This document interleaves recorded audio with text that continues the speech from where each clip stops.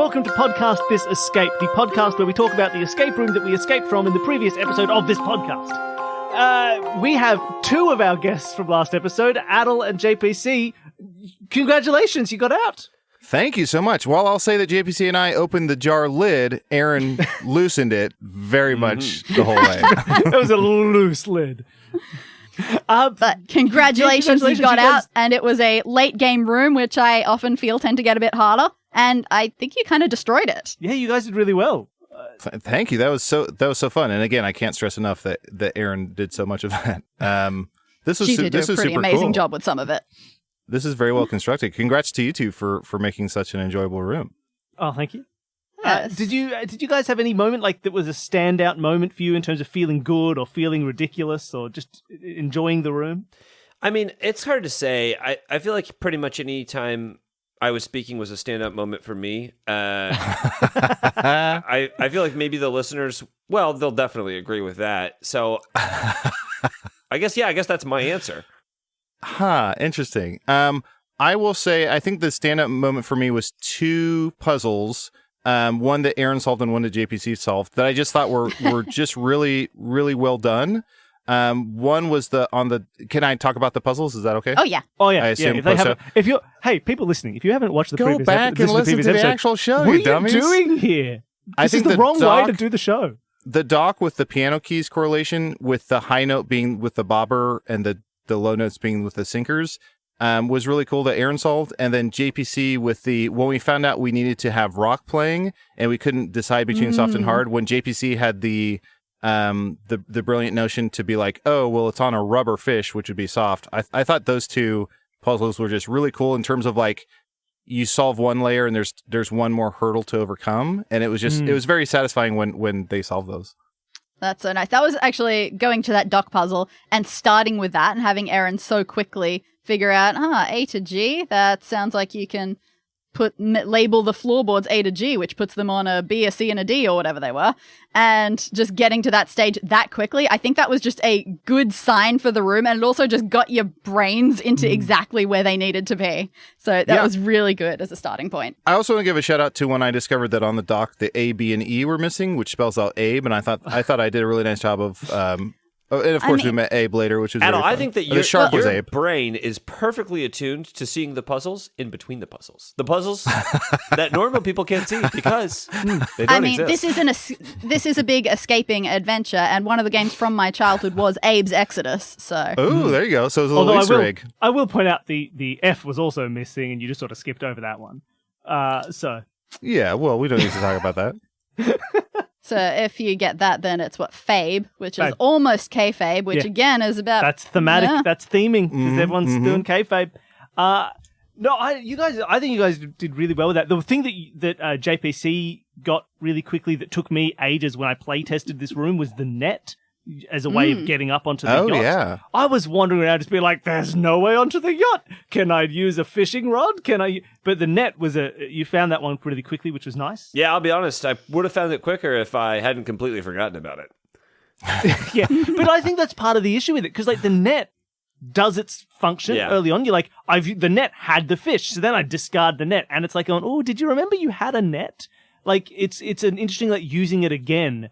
Yeah. It's so easy to just be like, oh, I don't need it anymore. I'm throwing it away because it had fish, and that was the important part of the net. Yeah, now, if you're a fisherman and you're listening out there and you're thinking about throwing away your net after every use, you're not going to be a fisherman for long, my friend. What they say is, give a man a fish, feed him for a day. Give a man a net, he can climb aboard your yacht. Who's this man? Who's this man on my yacht? Oh, no, I taught him too much. He's in my fridge. Oh, no. That was my food fridge. I did remember the net, and there's part of me that was like, we have a knife and a net, but then I thought there was something to that to like catch a shark or something.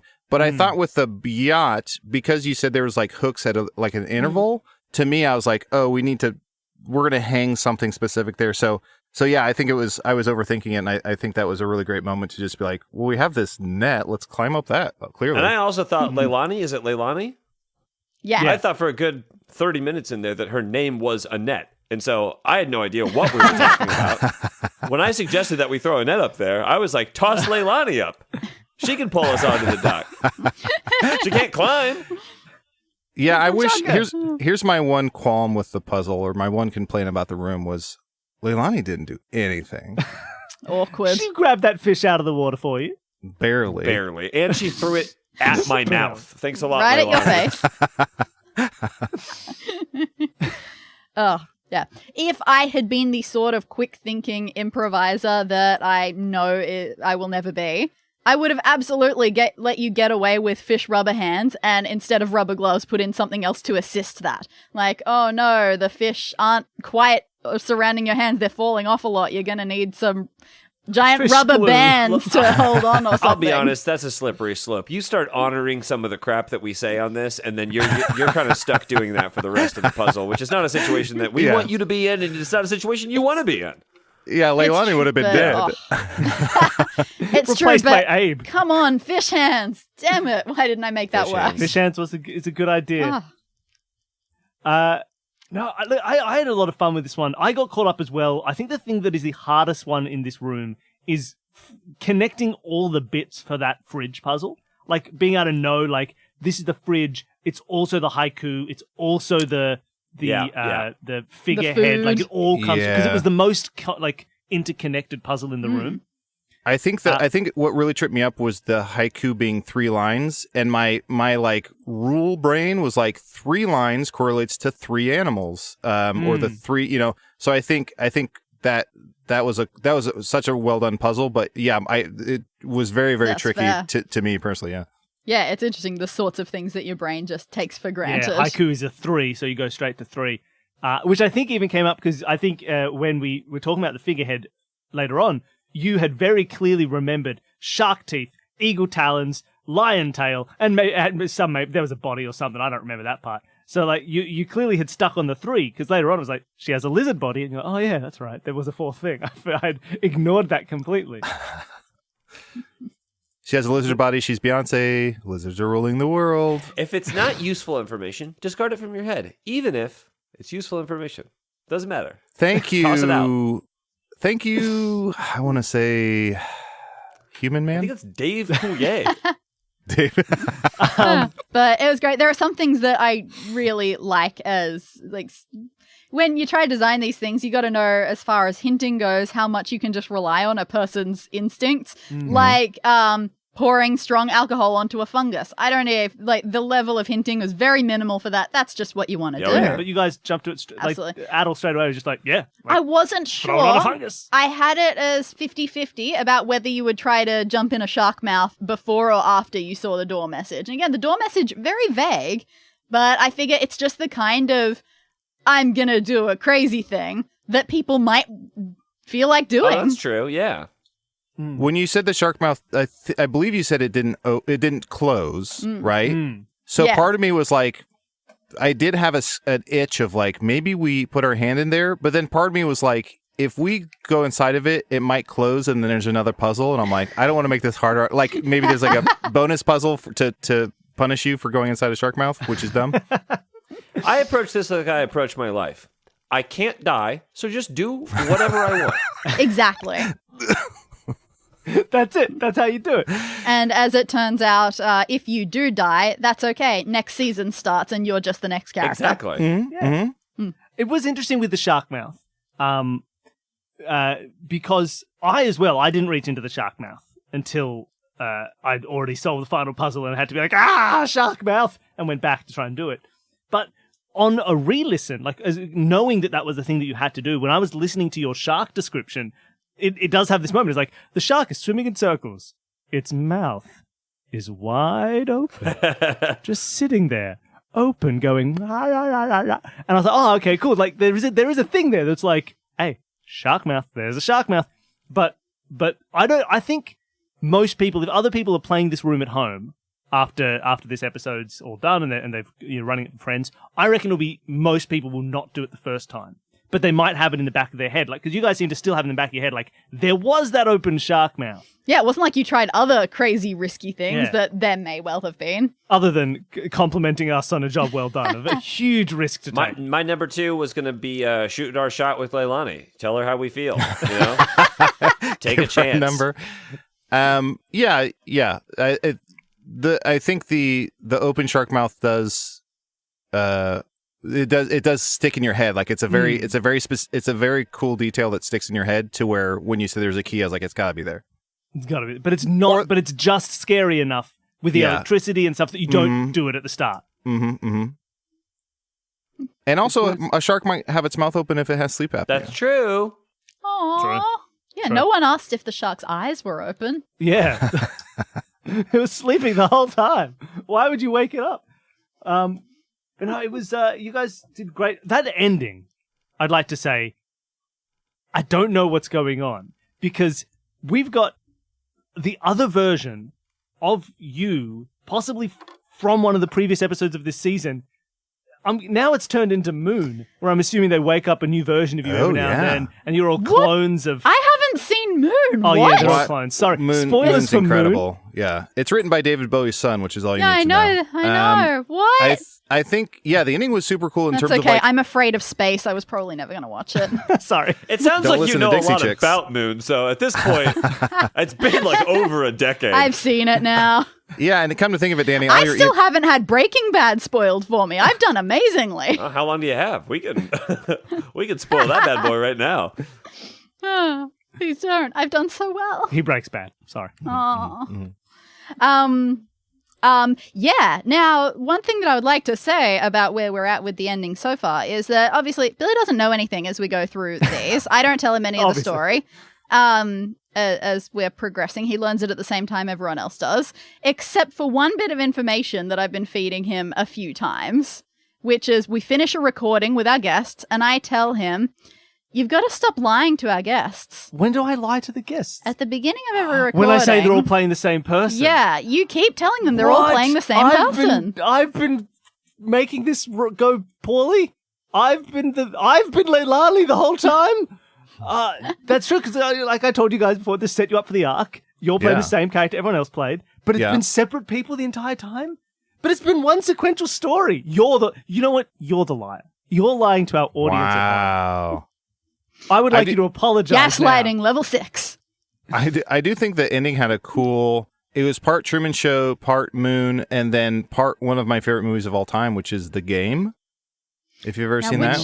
Which one is that? Which was the one that someone on our Discord said that it was Game. like? That was that one? Yeah. Because I read I hadn't heard of it. I read the plot synopsis for it on Wikipedia and I went, oh yeah, I get this completely. Yeah, watch that. But I watched that movie. It's one of the better movies in the last 25 years. Is it last 25? The Game? I think so. I think it came out in like 2000, maybe 2000 or 99. Okay.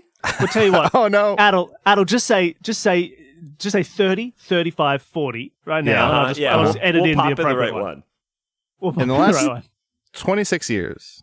The last 27 years. 97 was the game. The last 20 years. Really? Oh no. I just made the cutoff. You just hit it with 25. Yeah, that's perfect. On the nose.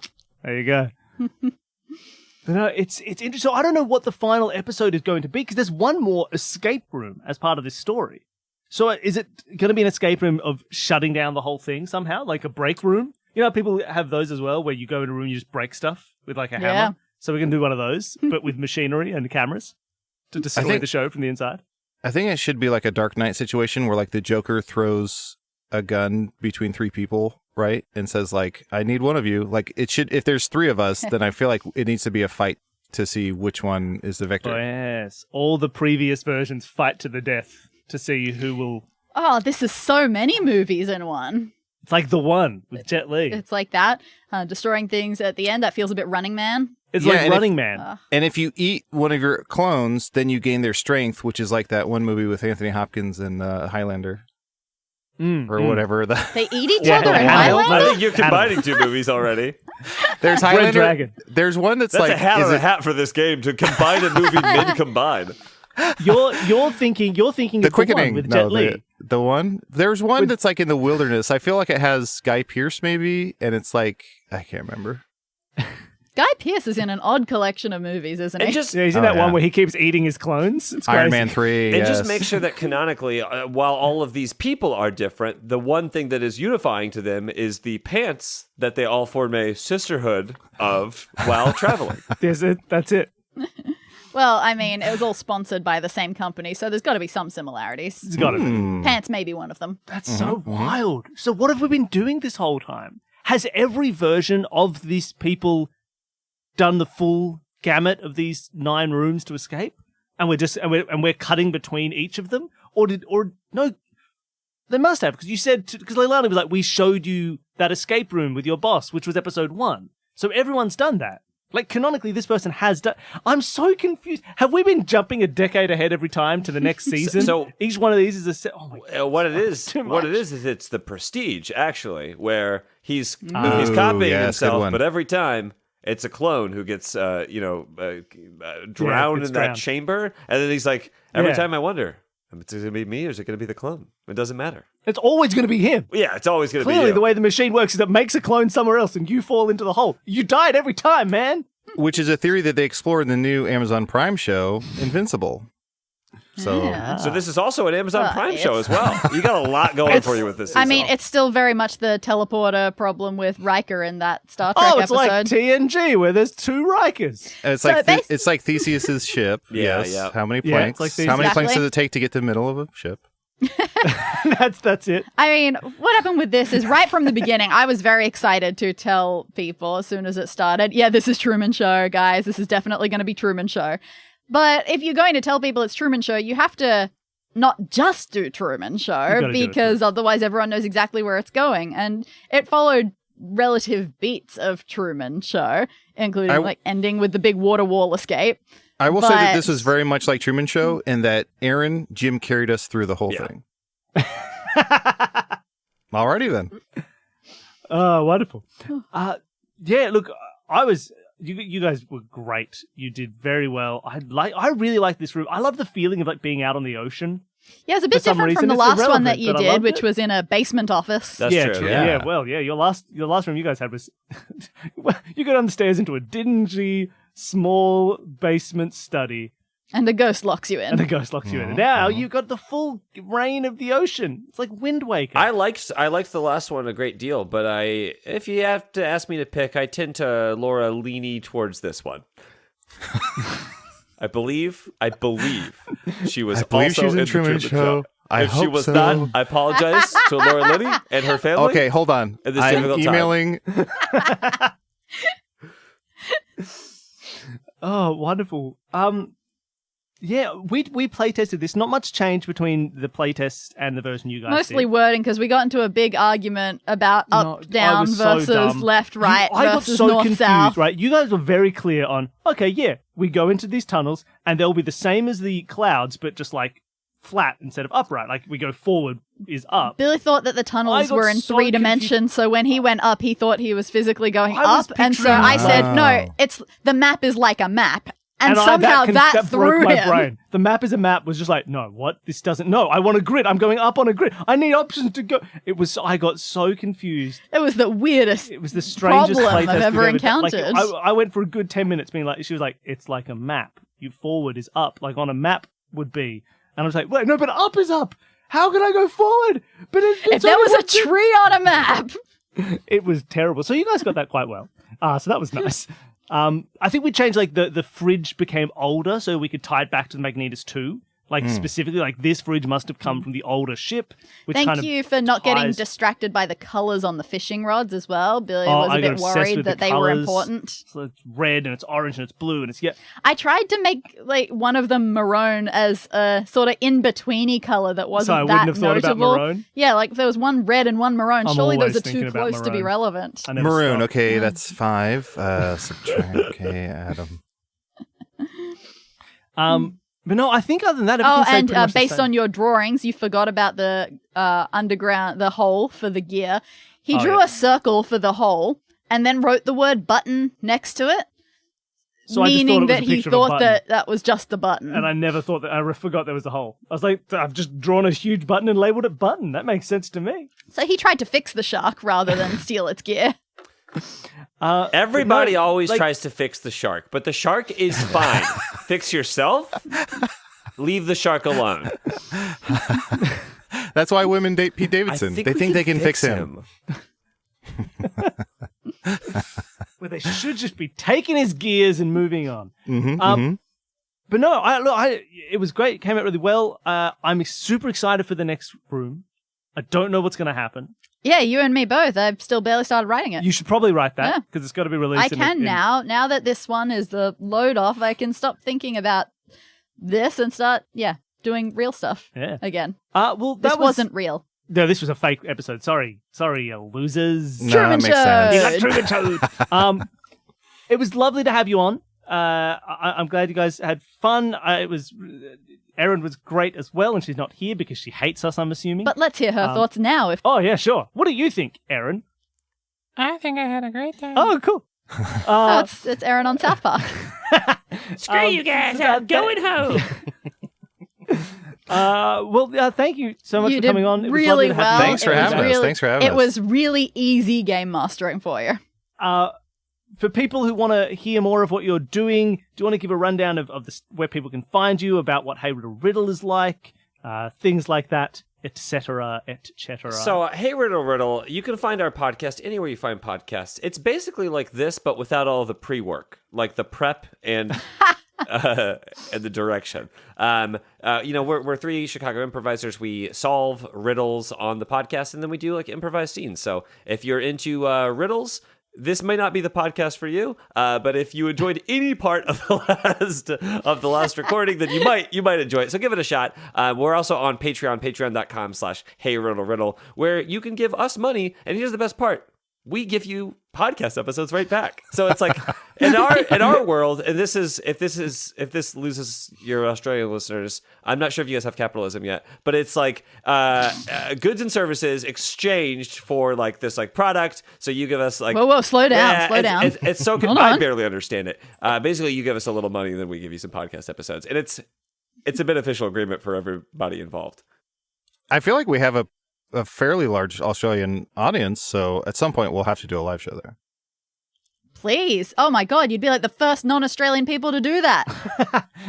Well, nobody comes. Of course, we would do the accents the whole time. We have done Australian accents on the show before, and we do get some feedback from our Australian listeners that we don't do a very good job. And let's hear it right now. Laser blade. I'm embarrassing myself. Laser blade. I have to say laser blade to get into an Australian accent, and it still doesn't work. And by the way, when I start, I can maybe start a little bit, and then I'm in New Zealand almost immediately. Oh yeah, it's a very close border. Yeah. I feel when I go New Zealand, I go via South Africa, and then I settle into Scotland. I was taught that if you say "rise up lights," that's how an Australian says razor blades. So you say rise up lights, and that's how you say razor blades. Here we go. Let's go back to back. You say rise up lights, and then I'll say razor blade. Rise up lights. Razor blade. Well, now I feel like a big dummy. And we're very East Coast. The further inland you get, the more likely it is. I don't mean to give notes. I have legitimately heard people who say toilet for toilet. Toilet. So you hear some things. I don't need to give notes, but Adal was technically closer. Just so. Thank you, JPC. You're doing it wrong. Now, what's my Chicago phrase? How do I get my Chicago accent? Oh, here's what you have to say. So I believe, and correct me if I'm wrong, which you will. Australians say "mar," which is 4 syllables and no. In Chicago, we say "forget about it."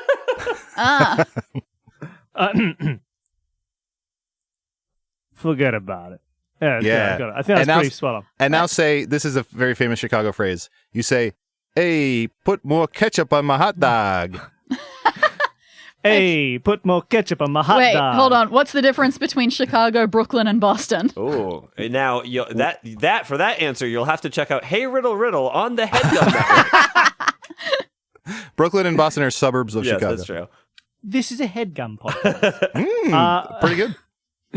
Wonderful. Well, lovely. And there'll be links to all the Hey Riddle and all the Twitters and the Instagrams and everything in the show notes. I've been hearing you guys get plugged on other podcasts just for people who like you as well, like listening to Dungeons and Daddies. They talk about you a lot.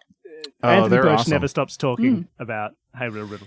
That's very We cool. keep having him on, and we keep encouraging this behavior, which it's technically our fault that he likes us so much, just because we formed a relationship with him. So that's our fault. It's like when you give scraps to a stray dog and he keeps coming to the back door and you say, "Get out of here! You have a more successful podcast. Get out it's of when here!" a stray dog gives you a bone. That's what it's like. Like, whoa, this is a nice bone.